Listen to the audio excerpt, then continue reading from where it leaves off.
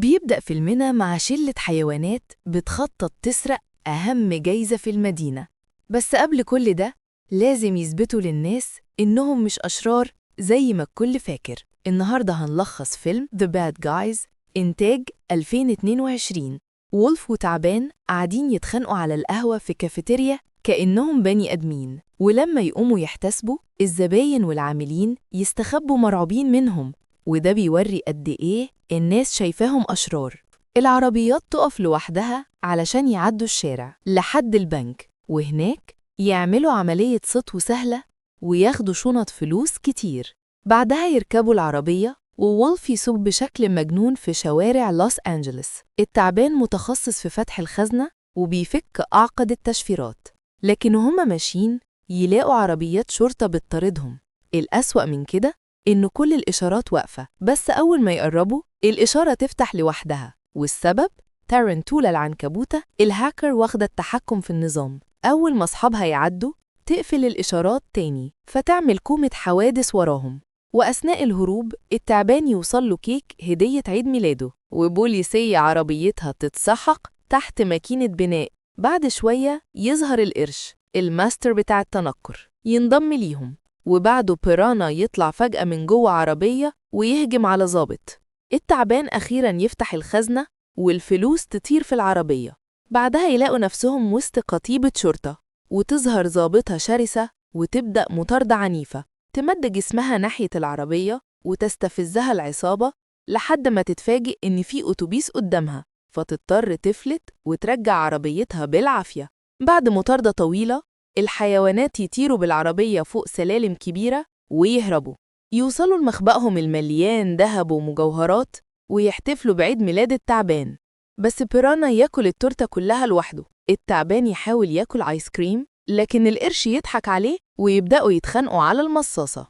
على التلفزيون المحافظة ديان تطلع تتكلم وتقول إن العصابة دي ما همش غير شوية هواه بأساليب قديمة، وتعلن إنها هتسلم جايزة الدلفين الذهبي قريب، وهي جايزة الخير اللي كل الحرامية نفسهم يسرقوها. وولف مش عايز يسرق الجايزة لأنه شايف إن المخبأ مليان حاجات تكفيهم، لكن أول ما يعرف إن عدو اللدود خنزير تاني ناوي يسرقها يغير رأيه ويحطهم في الخطة.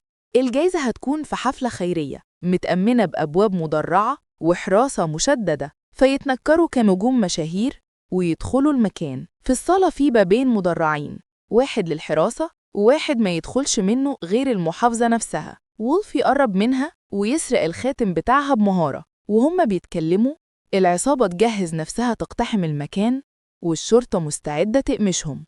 التعبان يدخل من مواسير التهوية ويغير جلده في الطريق. بيروح مستر بيرانا يهجم على واحد من الجرسونات. العنكبوتة تشغل كل أجهزة الإنذار، والذئب يخبط في رئيسة الشرطة وياخد منها كارت الدخول. وهم نازلين السلم الذئب كان ناوي يسرق شنطة ست كبيرة، لكن يكتشف إنها هتقع فيمسكها بسرعة وينقذها.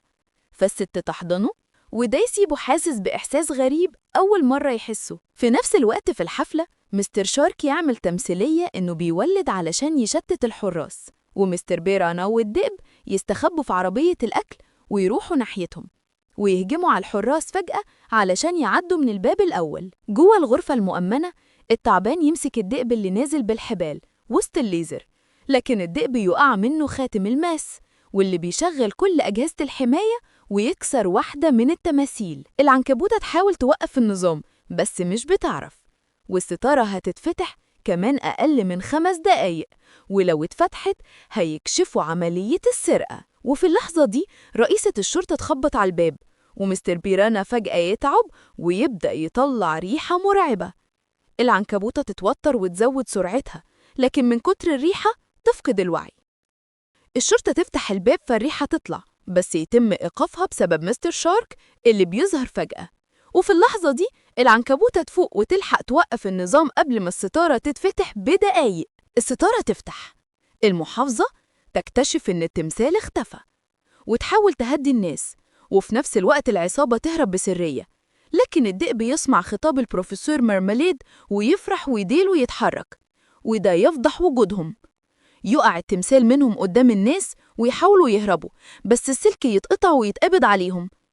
الذئب بيحاول يقنع المحافظة تساعدهم، لكن البروفيسور يدخل ويقول قدام الكل إنه هيديهم فرصة علشان يتغيروا. المحافظة توافق ويتسابوا بشكل مؤقت. في العربية الذئب يقنع أصحابه إنهم يكملوا الخطة ويخدعوا المحافظة وياخدوا الحرية دي علشان يسرقوا التمثال من تاني. في بيت البروفيسور يبدأ يدربهم على أعمال الخير. أول تدريب، التعبان والمقرش يتشاركوا في مصاصة، بس التعبان يرفض والمقرش يعصب ويبلعه. بعدها الدأب يلبس لبس ست كبيرة وأصحابه يحاولوا يساعدوه يعدي الشارع، بس بيرانا يتشتت ويسيب العربية تخبط الدئب. بعدها يطلب منهم ينقذوا قطة فوق نخلة، بس القطة تتخض منهم وتجرح الدئب. المهمة اللي بعد كده يدخلوا مركز أبحاث وينقذوا سلالات من الخنازير التجريبية. يلبسوا لبس كيوت ويخشوا جوه. المقرش يشغل العالم، والتعبان يتحدف في الإزاز كذا مرة من غير ما حد ياخد باله. الخنازير موجودين ورا باب ستيل ما ينفعش يتفتح غير من المواسير، فالتعبان يدخل لكنه يقع في أوضة مليانة آلاف فئران تجارب. البروفيسور يطلع قدام الجمهور ويمثل إنه هيعمل خير النهاردة، وفي الوقت ده العصابة تفتح الباب وتلاقي التعبان بلع كل الخنازير. الدئب يهزوا لحد ما يطلعهم كلهم، وفي اللحظة دي الباب يتفتح والناس تشوف العصابة قدامهم ويتهموهم إنهم السبب في الاقتحام والسرقة والفوضى اللي حصلت.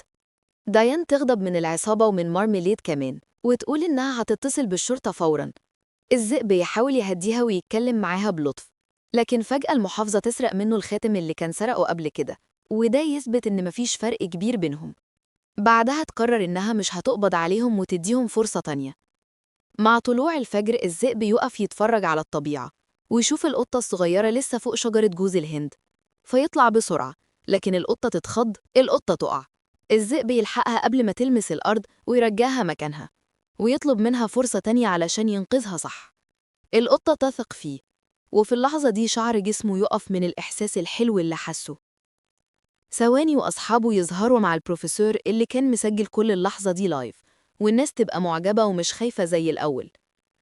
بالليل الذئب ياخد القطة وتنام معاه، والثعبان يبدأ يشك إن الذئب فعلاً بقى طيب. اليوم اللي بعده العصابة تروح حفلة جديدة علشان يسرقوا تمثال الدولفين الذهبي، ولازم ياخدوا شنطة تيتانيا ورربوطة في إيد رئيسة الشرطة علشان يفتحوا الخزنة. يوصلوا للحفلة ومارميليد والناس يسقفوا لهم. المقرش يحاول ينفذ خطته بس الجمهور يعطله، والذئب كمان يتعطل بسبب الناس فيغير اتجاهه، وده يخلي ديان تشك فيه. في اللحظة دي الثعبان يسرق نظارة الشرطة اللي عليها بصمتها ويفتح الشنطة، وهو هيطلع الحاجة الشرطة تخبط الشنطة بقوة فالثعبان يلف حوالين جسمها بالغلط.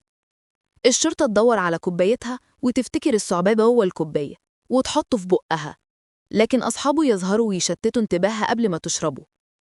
بيرانا يبدأ يغني على المسرح والباقي ينضموا له، فده يعصب الشرطة وتسيب الثعبان. الثعبان يهرب وياخد الباسورد من الشنطة. في نفس الوقت العنكبوتة توقف نظام الأمن بالكامل أثناء الرقصة. الذئب يرجع خاتم ماس لديان، وده يبسطها جدا، وعلى المسرح يبقى مطلوب منه يضغط الزر اللي يشيل حماية التمثال، لكن يتردد ويرجع يتخلى عن الخطة ويدي التمثال لمارميليد، وده يصدم أصحابه بشدة. ديان كانت هتعفو عنهم، لكن فجأة النور يقطع والناس تكتشف إن النيزك اختفى، ويشكوا فوراً في العصابة. الذئب يقول إنه بريء، لكن فيديو يظهر على الشاشات فيه الذئب كأنه بيسرق النيزك. الشرطة تطرده ويمسكوه عند بار العصاير، يرش عليهم عصير ويهرب، وقبل ما يخرج يدي ديان ورقة. بيرانا يقف ويقول لازم يواجهوا الشرطة، فيرمي مسدس في الهواء لكنه ينزل على راس المقرش، وبالتالي يتقبض عليهم كلهم. ومارميليد يظهر في اللحظة دي ويقول إنه عارف إنهم أبرياء، وساعتها الذئب يفتكر كلامه وبعض اللحظات اللي فاتت ويكشف الحقيقة، وبيكشف شخصيته الحقيقية الشريرة، وبيقول إنه كان عايز النيزك لأن العلماء اكتشفوا إن النيزك بيصدر موجات كهرومغناطيسية مش موجود زيها على الأرض. لكن مارميليد كان ناوي يستخدم قوة الصخرة دي علشان ينفذ أكبر عملية سرقة في العالم، وبيكشف للعصابة إنهم وقعوا في كل الفخاخ اللي حطها علشان يخلي الناس تصدق إنهم بقوا طيبين. الذئب يغضب جدا ويحاول يهجم عليه، لكن مارماليد يفتح باب عربية الشرطة فجأة فيبان الذئب وكأنه هو اللي بيهجم وبيعمل نفسه شرير. لكن ديان تلاحظ حاجة غريبة، فتاخد الورقة اللي اداهالها الذئب وتروح للعنوان اللي مكتوب. توصل لمخبأ العصابة، تلاقيه مليان كنوز زي ما سمعت. وفي الوقت ده العصابة كلها بيجهزوهم يدخلوا السجن. الذئب بيقول الحقيقة، إنه ساعد الست العجوز بدل ما يسرقها، وإنه حب الإحساس ده، وده يغضب أصحابه، والثعبان يهجم عليه ويلف حوالينه. وفجأة الحارس اللي فوق يقع، وتظهر ست لابسة أسود ماهرة جدا، تضرب كل الحراس وترمي كل واحد جوه زنزانة، وتطلع ديان نفسها، كريمسون بو، ملكة السرقات. بعدها الشرطة تقتحم المكان، فالفوكس تهرب العصابة كلها. ديان تقرر تنضم ليهم علشان يوقفوا خطة مارماليد، لكن أفراد العصابة يرفضوا يكملوا وما يبقاش غير الذئب بس اللي موافق يساعد ديان. وفي نفس الوقت مارماليد في المعمل بيستخدم قوة النيزك على الحيوانات ويشغل جهاز ضخم بيطلق مجال كهرومغناطيسي يغطي مساحة هائلة، وبكده يقدر يتحكم في كل الفئران الصغيرة اللي في المنطقة. ديان تقول إنها زمان حاولت تسرق الدولفين الذهبي، لكن لما بصت لنفسها في المراية حست إنها مش عايزة تبقى شريرة، ومن ساعتها ما سرقتش تاني. الذئب يمشي معاها الغرفة سرية فيها أسلحة وليزر وأدوات خطيرة جدا، وباستخدام أجهزة التتبع تكتشف إن في آلاف سيران منتشرين جوه المدينة، ومارماليد دلوقتي بيستخدمهم علشان يسرقوا الفلوس اللي رايحة للمدارس في العربيات الكبيرة. الحل الوحيد لازم ياخدوا النيزك علشان يفصلوا سيطرته على القوارض، يلبسوا السوتس الخاصة ويركبوا العربية السريعة ويطلعوا ينفذوا المهمة. وفي نفس الوقت العصابة ترجع لمخبأهم، يلاقوا كل حاجة اتسرقت ما عدا التلاجة اللي فيها صورهم وحاجات بسيطة. الثعبان يلاقي المصاصة اللي كان شارك عايزها فيديها هدية علشان يفرحه، والكل يلاحظ إنه عمل حاجة طيبة رغم إنه بينكر. العنكبوتة تقول إحنا ممكن نكون طيبين فعلا، يمكن الذئب كان صح، وساعتها ديولهم تتهز من الفرحة. لكن الثعبان يرفض ويتعصب ويمشي، وفي اللحظة دي الفئران الشريرة تهجم على المدينة علشان تسرق عربيات الفلوس. المستشفيات كانت مستنية تبرعات، لكن الجيوب الصغيرة تسيطر على العربيات وتخلي الشوارع فوضى. الذئب والفوكس يوصلوا لمقر مارماليد ويدخلوا من السقف عبر الأسلاك. في اللحظة دي بيحاول البريدتور يسرق الجسم اللي كانوا بيدوروا عليه، لكن بياخد صعقة كهرباء وبيتم القبض عليه هو واللي معاه. بعدها البروفيسور بيظهر وبيسرق الماسة الحاكمة وبيقول إن مستر سنيك ساعده إنه يكشف خطة الاتنين دول. بعدها سنيك بيخطف الخوذة التكنولوجية ويمشي هو والبروفيسور، وفي نفس الوقت الحبل اللي ماسك البطلين بيبدأ ينزل وينزل لحد ما يقربهم من شفرة حادة تحتهم. فجأة يشموا ريحة غاز وحش ويفهموا إن أصحابهم وصلوا علشان ينقذوهم. بيبطلوا الجهاز وبيفكوهم في آخر لحظة. وفي نفس الوقت الشرير وسنيك بيتفاجئوا إن العصابة مستنياهم بره. الفريق ياخدوا النيزك ويهربوا بسرعة، لكن يرجعوا تاني لما يلاقوا القطة الصغيرة لسه علقة فوق الشجرة. وهم ماشيين يكتشفوا إن مارماليد لسه متحكم في القوادم حتى بعد ما خسر النيزك. الحل لازم يقطعوا الإشارة اللي بتحركهم، فيحاولوا يركبوا أجهزة تشويش على العربيات، لكن الثعلب يفشل، فكلهم يقرروا يتفرقوا وينفذوا الخطة بطريقتهم. الحاكمة تسوق موتوسيكل وتبدأ ترمي الأقراص على العربيات بكل مهارة. الشارك يرمي مستر بيرانا فوق العربيات ويقدر يركب أكتر من جهاز. في الناحية التانية الثعلب بيتفادى عربية كانت هتدعسه وآخر لحظة يفلت. السمكة كمان بيتزنق بين عربيتين لكنه يقفز فوق واحدة منهم. بعد ما يركبوا الأجهزة كلها العنكبوت تسيطر على العربيات وترجعها للمدرفة. بعدها الثعلب يروح قسم الشرطة ويقول لهم إن الباد جايز أبطال لأنهم رجعوا النيزك. لكن مستر وولف يفتكر شريكه مستر سنيك فيرجع بالعربية ويمشي ورا خطفه، والناس تفتكر إنهم هربوا بالنيزك. يوصلوا لطائرة مارماليد والشرير يهددهم وهو لابس الخوذة، وفجأة جيش من خنازير غينيا يهجم على العربية ويفرتكوها ضرب. سنيك يطلب من مارماليد يخفف على أصحابه فيوافق ويقرر يستخدم نقطة ضعفهم. المرماليد يرمي سنيك من الطيارة، لكن الحيوان يلحق يمسك فيها قبل ما يقع. وولف يقرر يسلمه النيزك مقابل إنه يرجع سنيك الأول. مرماليد يقطع السلسلة اللي ماسكة النيزك، مش واخد باله إن الطريق قرب يخلص، وفي اللحظة دي يرمي سنيك من الطيارة تاني، والفريق يسرعوا بالعربية علشان يلحقوه قبل ما يقع في الهواء. وولف يكتشف إن الطريق بيخلص، لكنه يدوس بنزين للعربية فتطير شوية لكنها تقع قبل ما توصل، وكلهم ينهاروا يائسين. لكن وولف يطلع معاهم جهاز يقدر يساعدهم يوصلوا للجسر، وبالفعل ينقذوا نفسهم قبل ما العربية تنفجر.